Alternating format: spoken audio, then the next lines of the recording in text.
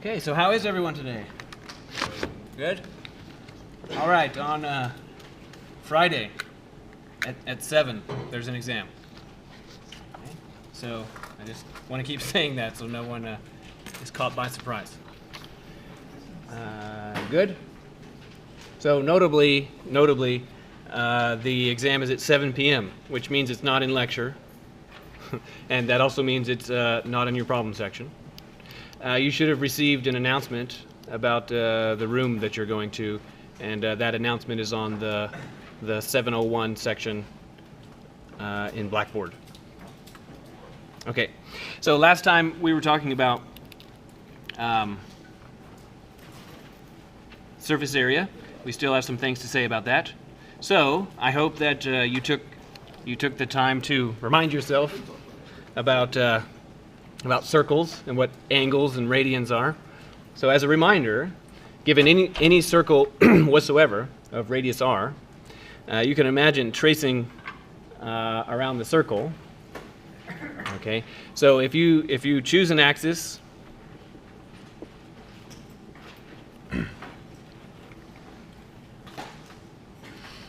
just choose anything. So for example, I'll say that here's the radius right there. And then from that radius, if you start tracing the circle and calculating how long you've gone, okay, when the length around the circle, the length of that arc, is the same as the length of the radius.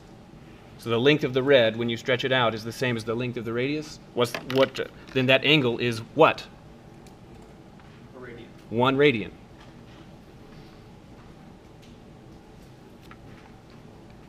So length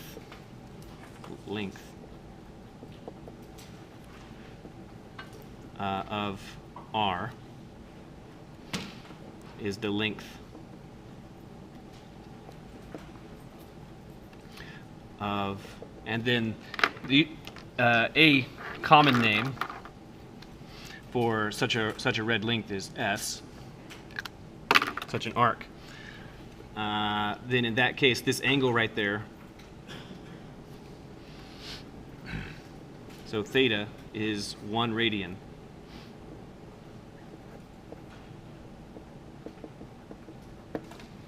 And then you figure out, okay, that's 1 radian. And then you might ask, well, how many radians does it take to get all the way around the circle? And the answer is that it takes a little bit more than 6 to get all the way around the circle. To get to the other side, just exactly on the opposite side, it takes a little bit more than 3. And what's the name for exactly how many radians it takes to get from this point to the opposite point? Pi radians. Okay, and to get all the way around, it takes 2 pi radians. Okay, that's what a radian is. Then, concerning those things, we had some things to say about circles. So in the first place, area. If we've got a circle of radius r, and if we allow that radius to sweep all the way around, a full sweep, so that you can imagine it's like a windshield wiper or like a painter, and we're going to paint the whole circle. What's the area? Pi r squared. Pi r squared. So the area is pi r squared. Now, for reasons that aren't entirely clear yet, I want this angle, because remember, pi, okay, we're interpreting that to be an angle. Okay, so I want that to be the full measure of the circle. So what's the full angular measure of a circle? 2 pi. So if I want to write 2 pi,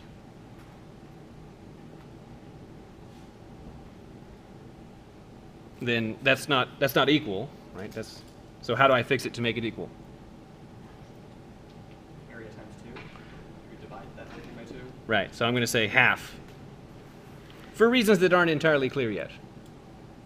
And I'm going to say that the formula for the area of a circle is half 2 pi r squared. Okay, and the reason, now I'll make the reason clear why I want to do that, is that if this is r, and if instead of sweeping all the way around the circle, if we just do an angle of theta. We just do just sweep that much. How much is the area of this sector here? 1/2 theta r squared. Yeah. Because it would be the area of the whole circle, which is pi r squared, right? But then we need to multiply by the fraction that we went all the way around. So all the way around is 2 pi, but we only did theta of it. So we'd have to multiply by theta over 2 pi, like that. So the area of the whole thing multiplied by the fraction we covered. So now that pi and that pi cancel. This division by 2, I'll take it out to be in front. So it'll be half. And then I'll put the theta right there. So this is equal to half theta r squared. So now you can see why I am doing this funny business with the formula for the area of a circle, so that it always looks the same. Half theta r squared. All right. Concerning circumference, arc length.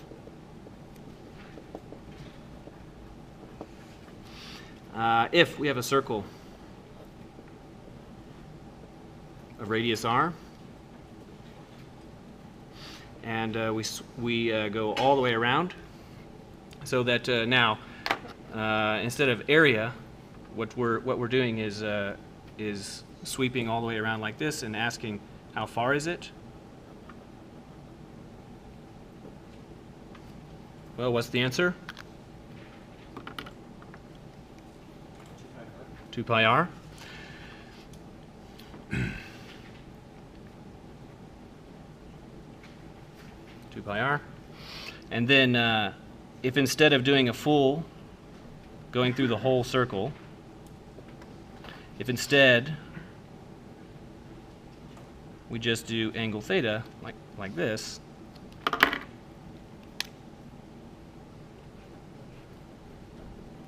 just this much, and calling this S, because that's the usual name for such things, a usual name, then how much is S? Theta r. Because you could imagine it like this. You could say, well, it would be the full circumference, 2 pi r, and then we would need to multiply by the fraction that we went around. So all the way around, angularly, is 2 pi, right? But we only did theta of that. So we'd have to multiply by theta over 2 pi. The 2 pi's cancel, so the answer is theta r. So that's the arc length there. Okay, and this is all equal to S. So S is theta r. And of course, this only works when angles are measured in radians. It's nonsense when, well, it's not. I guess it's not nonsense. That might be too strong. But at any rate, it's not correct when angles are measured in degrees. Okay, until you multiply by the factor that turns it into radians. Okay, then the question that we were wanting to address using these ideas was that if you take a cone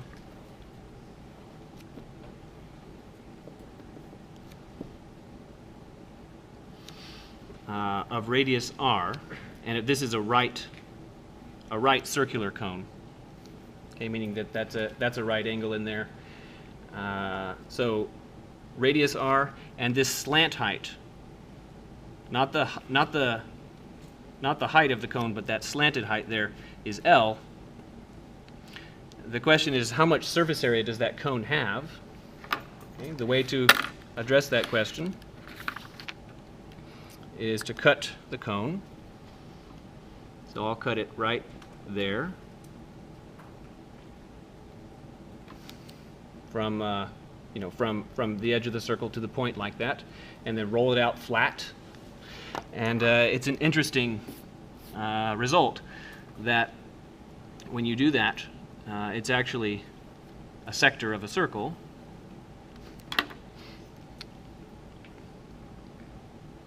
Oops. So it's, that much of a circle. Now, what's the what's the radius of this circle? L. L, right? It's L. And then what is this arc measure right here? What's its length? Well, where did it come from on the cone? It's this base, right?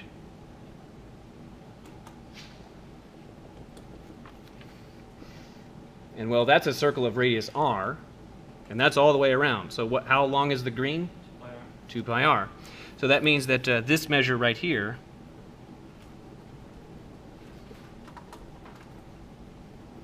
is 2 pi r. 2 pi r. So now adding one more element to the puzzle, so this angle is theta. What's the relationship between all of these? Between L and theta and 2 pi r? Theta L is equal to 2 pi r. Exactly. This arc length, okay, is equal to the radius of that circle multiplied by the angle that is swept out by that arc. So the product of these two is that one. Okay. Therefore, we can say that 2 pi r is equal to theta L. Okay, and now we want the area of this this thing here. We want that area. Okay. So area is equal to what? Well, it would be half, right? And then what?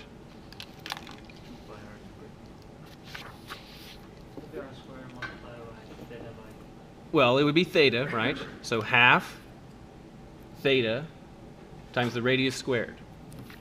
So half theta, and then now carefully, what's the radius? L. So times L squared. Okay, now we want to simplify this formula. So taking that to A is half. We can replace theta with what? To get it in terms of R and L. Because right, so we can take this first equation and solve for theta. So half theta L squared, and theta is 2 pi r over L. So I'll plug that in there. So that'd be half that thing,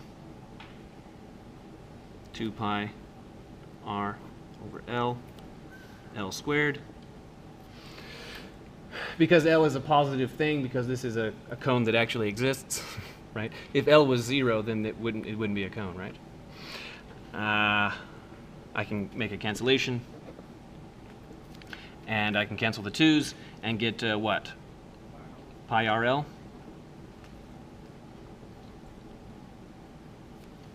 Okay, so that's the formula for the lateral surface area of a right circular cone with radius r and slant height L.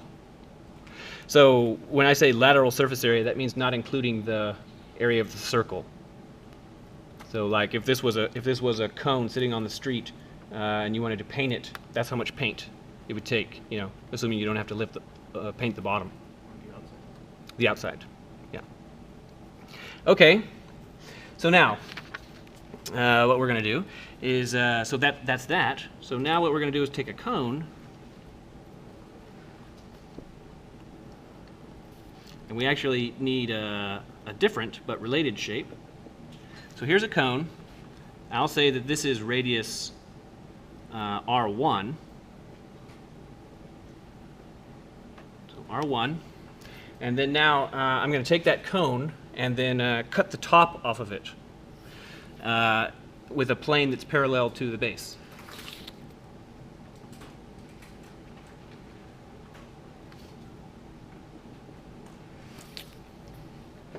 Okay, so I'm interested in this part right here. So now this also has a radius, I'll call this one R2.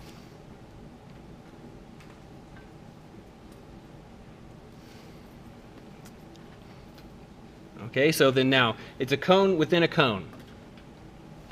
So I'm going to say that this is that this slant height is L2 to correspond to R2, and this slant height is L1 to correspond to R1. And what is desired is that we compute that area. So we're cutting off the top. You know, this kind of looks like this shape. You know, like to make a real world name is something, you know, kind of like a lampshade. You know, if you've seen one, lampshade. But the name, you know, lampshade's a perfectly good name, but you know, all things have to have a fancy name. The fancy name for this is a frustum.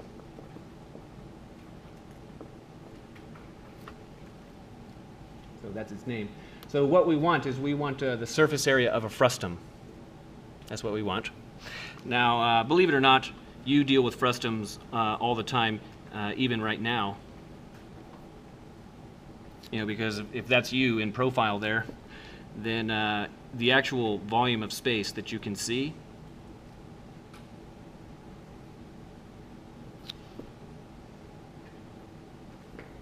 has that shape. You know, you can't see behind you. Okay, you can't see, you know, you can't see your feet. You can't see the ceiling. So that volume of space that you can see is a frustum. Okay, so we want to find this area. So how can we do it? Big one minus one. Okay, the big one minus the small one. So so what do you? How do you want to do it? Give me an idea. How do we calculate? Pi R1 L1 minus pi R2 L2. Okay, good. So the area would be the area of the big one, right? So pi R1 L1. So the big one, and then subtract pi R2 L2. Let's see if we can simplify this a little bit. So of course the pi's factor out. So we could say that this is pi multiplied by R1 L1 minus R2 L2. And in fact, we can do better than this. We can do better than this because, well, because this is a cone within a cone, and if we were to turn it on its edge so that the base was exactly flat to us, so that we were looking at the base right on the edge, then we'd see triangles, right?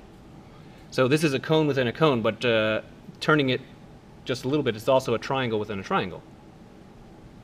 So specifically, what I want you to see is that you can turn it just a little bit and look at it this way, and then this is R1, this is R2, this is L2, that one right there, and then this big one is L1, and therefore we have a similar triangles argument going on here.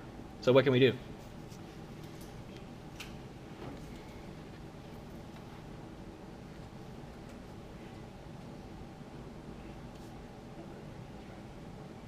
I'm sorry? We don't want the areas of the triangles because those are things that are inside of the cone. So that's not part of it. You know, those triangles are like in here. So they're in the cone. Rather, what we want to do is we want to use... Yeah? Turn them around next white. We're going to do something like that, but what we want to do is simplify this formula. Because the thing is that because these are similar triangles, that means we don't need this many variables. In the end, is the answer. Could you just rewrite it as pi times R1 times, in parentheses, L1 minus L2? It would just get you like an L3 essentially of just that remaining length. Okay, well, let's say it like this. Because these triangles are similar, that means that ratios of analogous sides should be equivalent, right? So then, in particular, here's a very useful ratio, is that L1 divided by R1 should be equal to what? Should be equal to what? L2 by R2. So L2 by R2. Okay. Now what I'm going to do is I'm going to say, well, this is L1 and that's L2, but this is the actual one that we're going to end up wanting. That one right there. That slant height, which is not the slant height of a cone, rather it's the slant height of that frustum. So I'm going to name that L. Okay, then what's the formula for L in terms of the other L's? L1 minus L2. Okay, good.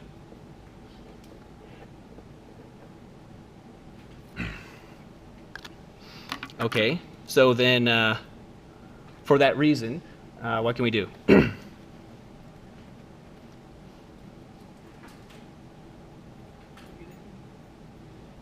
Plug what in to what?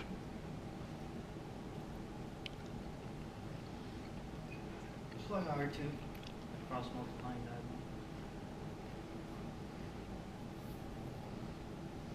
that. I'm not following you.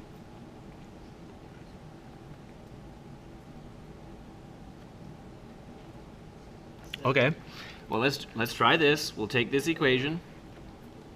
What if we cross multiply and we get R2 L1 is equal to the other way around, R1 L2. Oops.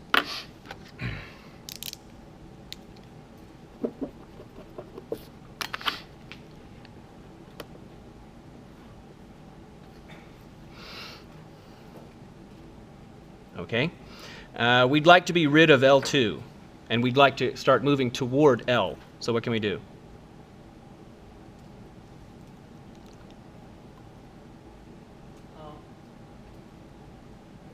That L1 minus L. Okay. Plug it in instead of L2. Okay, good. So we could, from this one, we could solve for L2, right? We could say that L2 is what? L1 minus L. Okay. So that would tell us that R2 L1 is R1 multiplied by L1 minus L. Okay. Now what?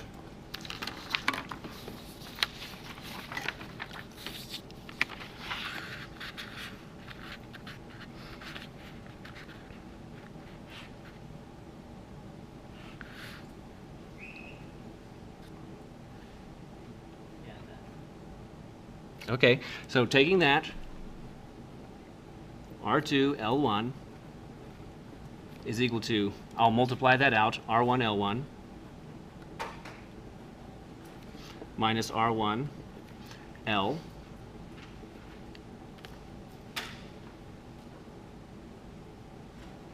What do you think? Put the L. Sorry? Put the L on the other side. Divide everything by L1. Then R2. Okay. I think just divide by L1. Oh, Well, if we divide by L1, then we'll be going towards that. no, wait, you can take all R1 and L1 to the other side. Okay, let's do that. So if we move these over here, And that's what's inside the area formula. there'd be R2 L1 minus R1 L1 is R1 L. Then what?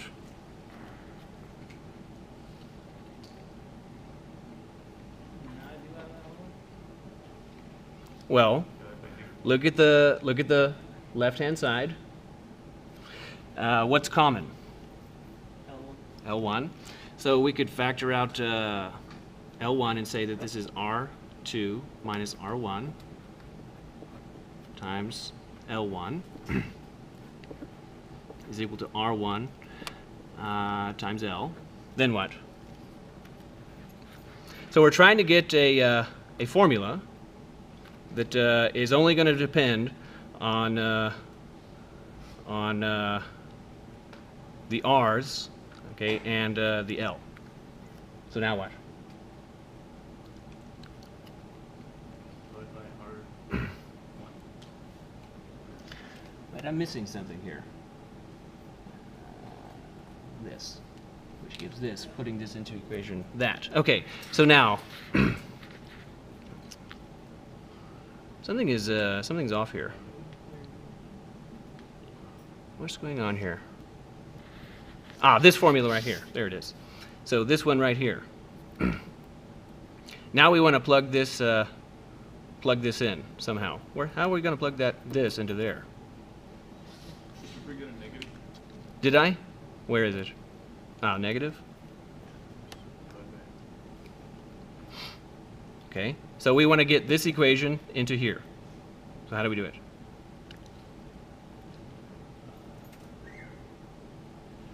Instead of R2, R1. We can plug it in. What do you think?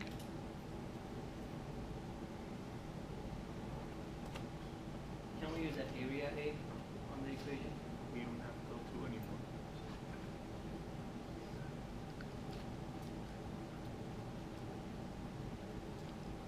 My brain is reeling from something. Something's not right. We made an error somewhere. L2. Let's find it. So that one over that one is equal to that one over that one. Good. Cross multiply. Good. Substituting in L2 for that one. Good. This to that one there. The difference of these two, R1 times L. What am I not seeing?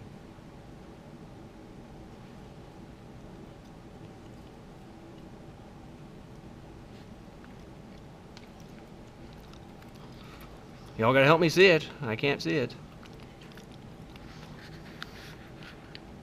There's something about this equation. Ah! Okay, so there's that. And now we take this equation, A is equal to pi R1 L1 minus R2 L2. And we can do the same, just like we replaced this L2 with L1 minus L, we're going to do the same thing with that L.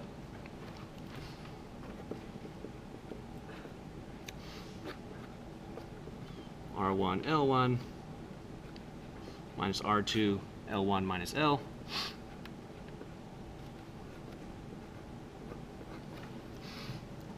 Multiply that out a little bit. So that would be, we would get R1 minus R2 L1, and then plus what? R2L.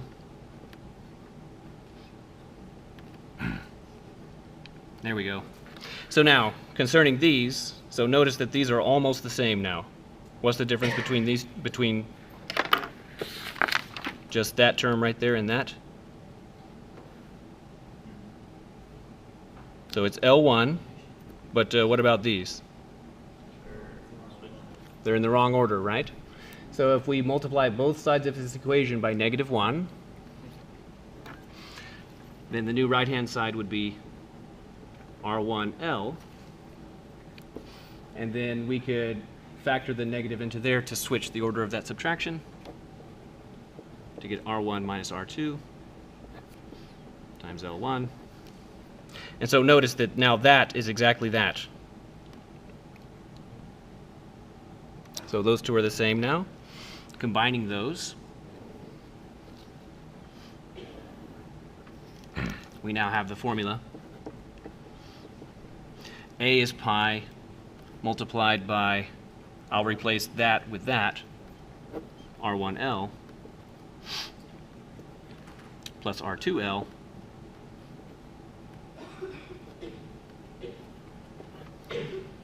like that. And finally, we can I can factor L out and get that this is A pi R1 plus R2 L, and then now I'll do some little tricky business, is that I want to make that R1 plus R2 over 2, so I'll say this.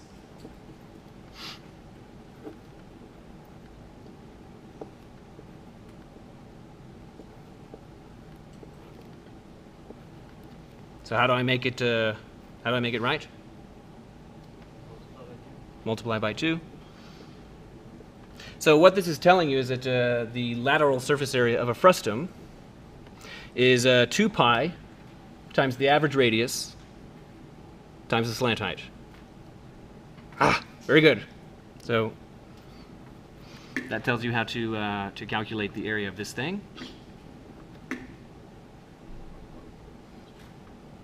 Of a lampshade.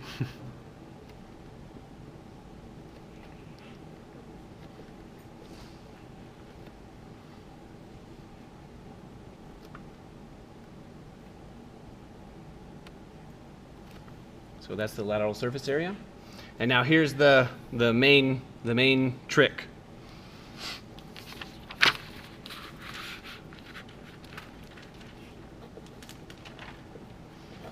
Is that suppose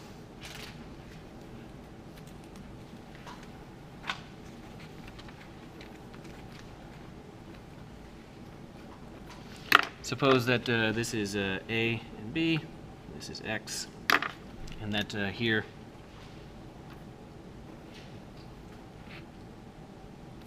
we have the plot of a function y is f of x. And what we're going to do is we're going to take that plot, and now we're going to rotate it around the axis. So like that. So it's going to be coming out of the page and into the page. Yes, do you have a question?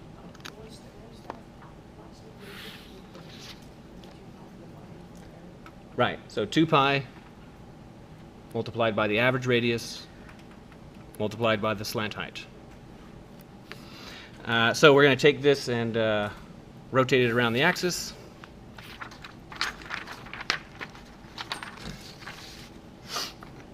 The result is going to look kind of like a bell or a vase. There's a little bit of a trick to drawing these reasonably.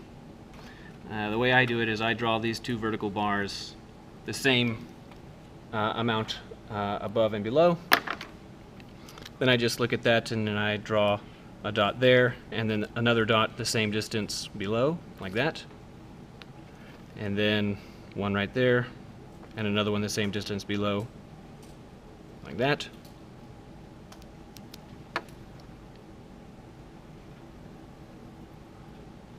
Okay, so something like that, and then something symmetric on the other side. So now if you were to trace just that one point right there and watch it go around, then it would trace out this circle, and that part back there would be invisible. This one would trace out a circle, and that part would be invisible. This would trace out a circle, and because of the perspective, you'd be able to see it. And so the question is that what is the area of that bell if you wanted to paint it? Okay, and the answer to the question, the way that it's addressed, is well, what if we take that shape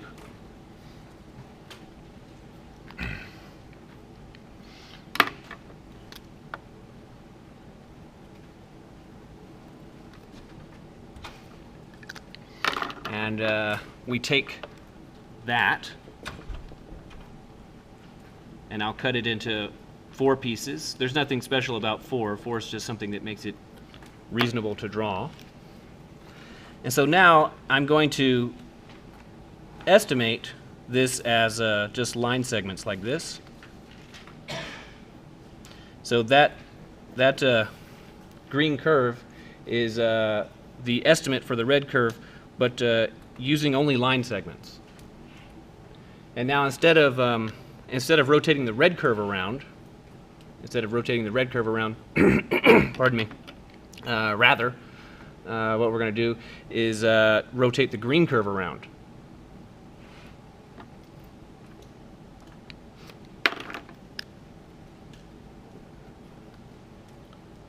Okay, so we're going to rotate the green curve around. And here's the deal. What if you rotate just one of them around? Just one of the green ones. What is it? A frustum. Right? Because look, like if you rotate just that green one around, it'd be a lampshade, wouldn't it? It'd be a lampshade. So, without drawing the red now, just the green.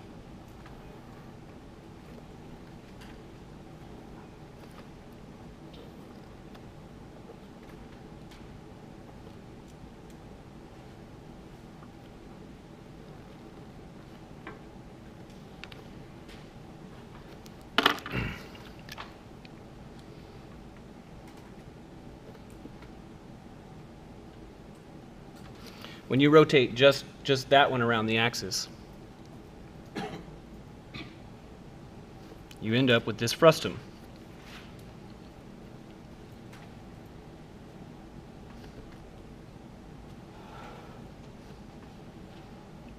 Okay, so can you see it? Okay, similarly, the next one.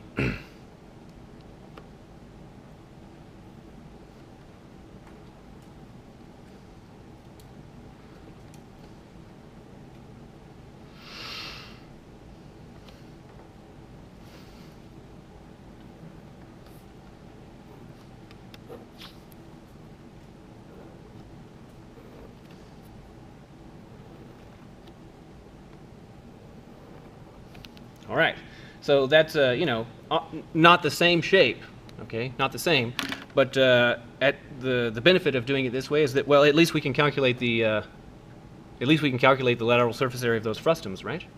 So what we need is that formula, which is what we did. Okay, now what I want you to see is that if we just wanted to calculate this, just that much, then just the arc length, then we came up with a formula carefully, right? What we did is we took, instead of taking this green and rotating it, what we did is we calculated the length of all those little ones and then let the number of those little pieces go to infinity while each one of them is becoming infinitely small. And then we made an integral for that. Okay, similarly, we're going to do exactly the same thing and watch these come around. So the arc length formula, which is not what we're looking for, arc length, was the limit as n goes to infinity, the summation from I is 1 to n, the square root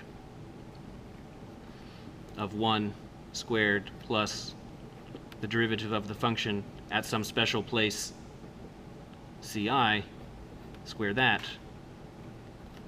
multiplied by delta xi.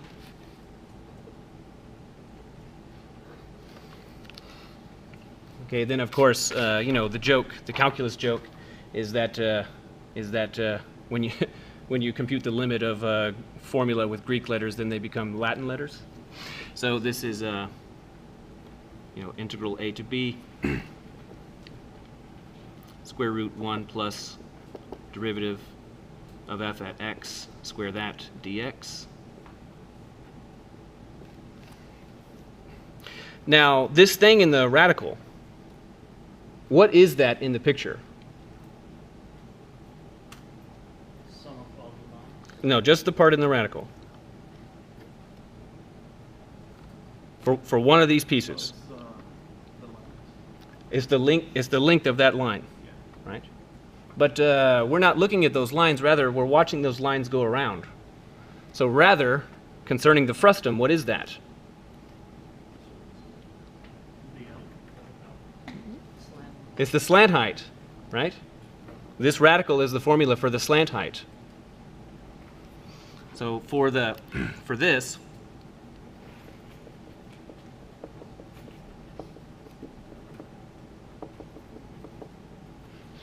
using the same formula and strategy as for arc length, this 1 squared plus derivative at ci squared like this is the slant height.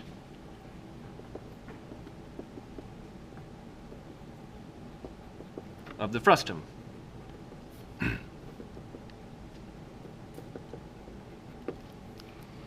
So in particular, one of the frustums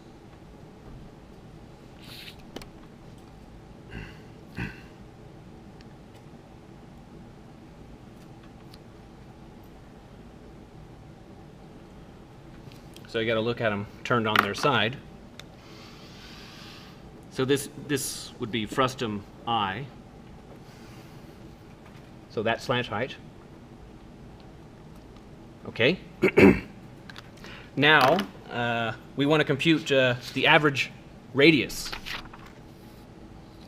Okay, so now there's 2 radii in our formula.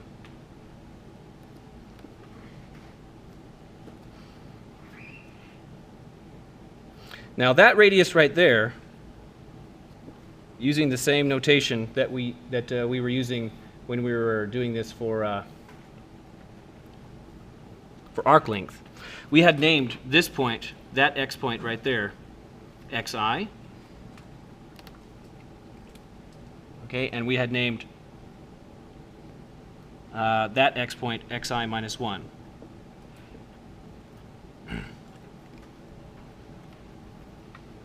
Okay, so then what's that radius right there? What is that radius?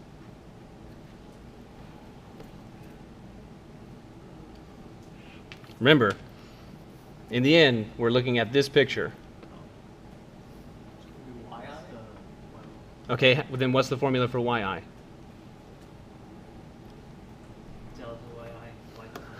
Let me ask it this way: what if this this point right here is say x9?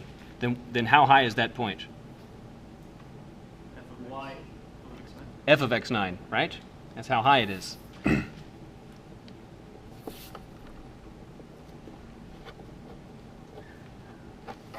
Now, what's that radius? F of xi.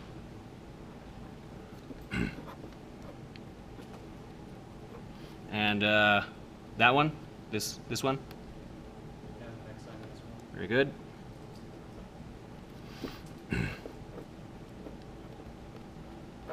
Now, according to the formula, pardon me, according to the formula, we actually want the average radius. Okay, the average radius, right?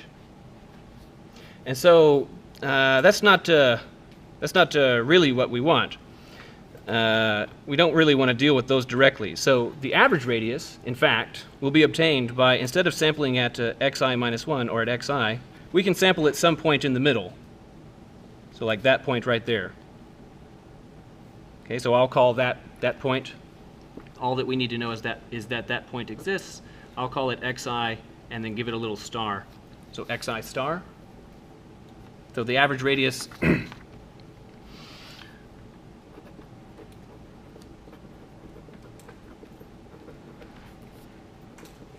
is f xi star.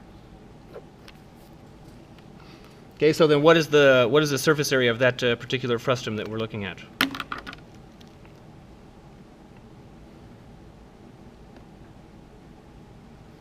Well, you got to remember the formula. 2 pi fxi star times times all that business, right? So that area of that piece would be 2 pi times f of xi star times square root of 1 squared plus the derivative at ci squared. Very good. So any question about that? This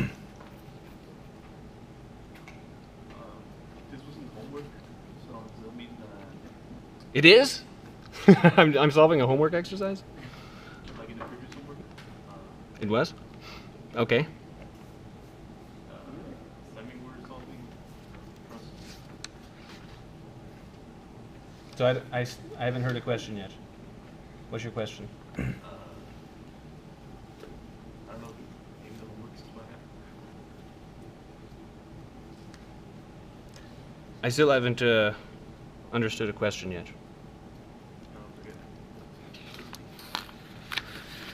it. Okay. So then that's the area of that one piece. Okay, so now what do we need to do? We're almost there now. Sorry? In fact, this isn't quite right. It's not just this. We're missing this. We need this delta xi. What this is you're summing up the individual lengths. So that delta xi is part of the slant height.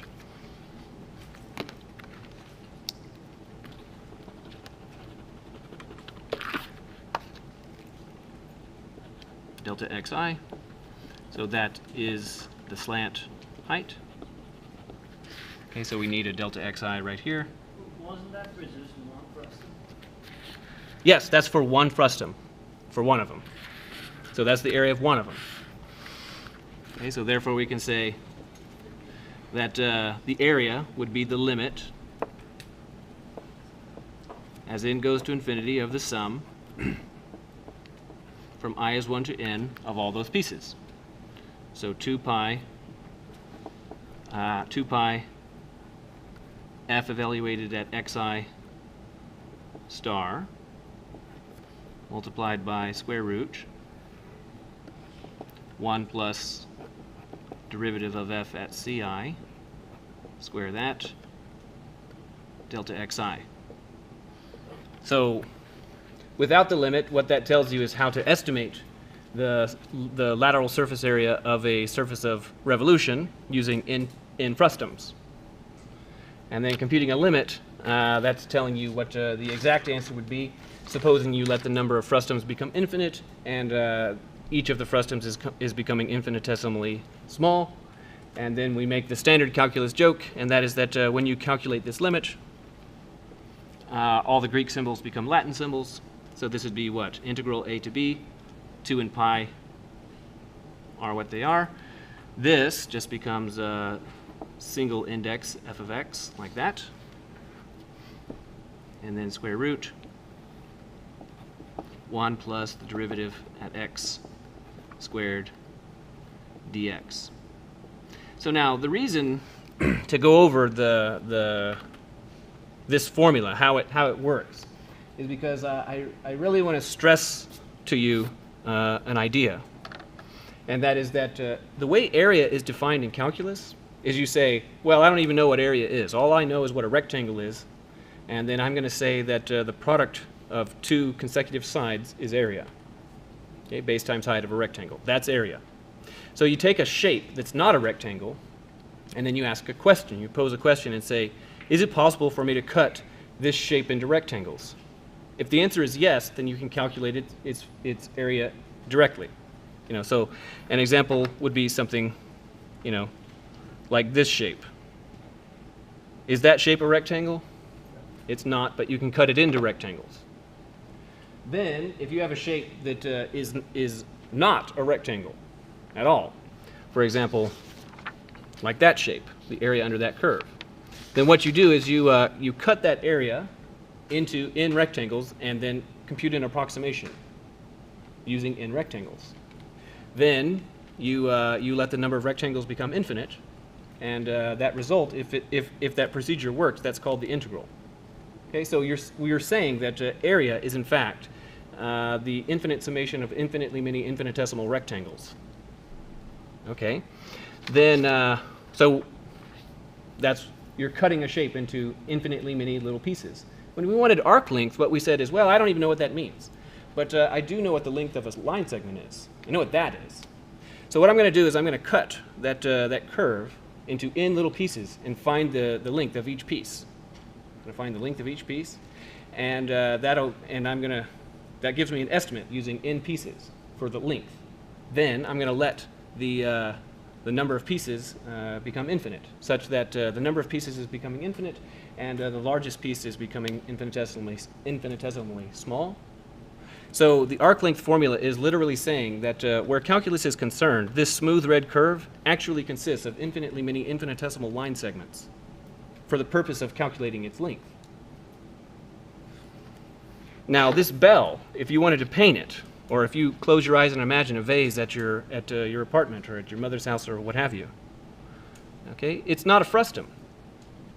Therefore, in some sense, strictly speaking, it doesn't have an area.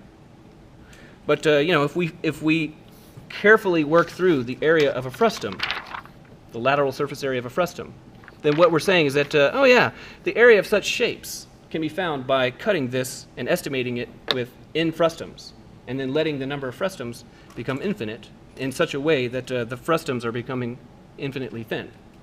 So the surface area of this is understood to be the infinite summation of infinitely many infinitesimal frustums.